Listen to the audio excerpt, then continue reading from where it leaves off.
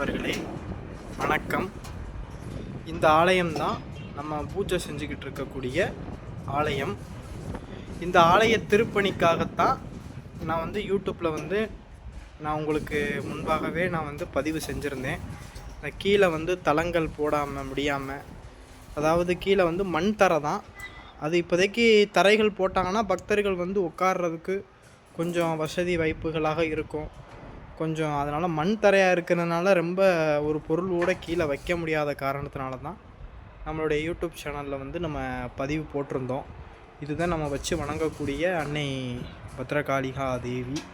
நம்ம யூடியூப் சேனலுடைய பேருமே சிவருத்ர மகா காளியம்மன்.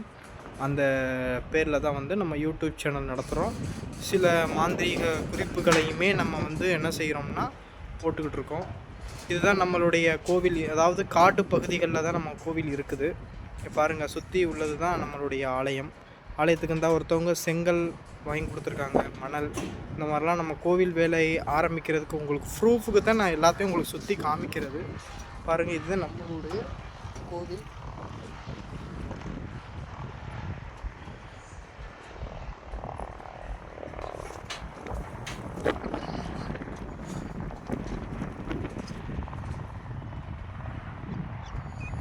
இதுதான் நம்மளுடைய கோவில், பார்த்துக்குங்க.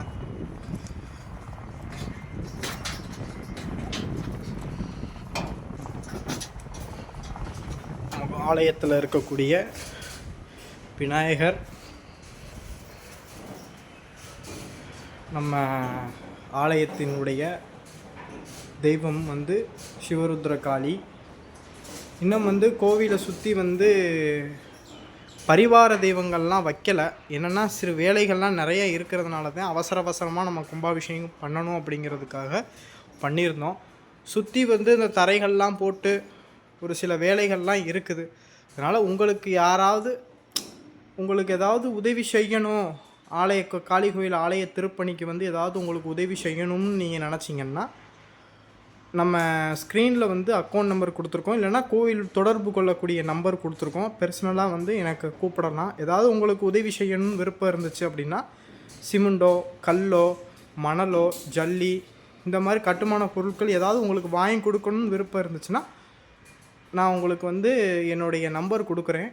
அந்த நம்பருக்கு தொடர்பு கொண்டு உங்களால் முடிஞ்ச உதவிகள் செய்யலாம். நன்றி, வணக்கம்.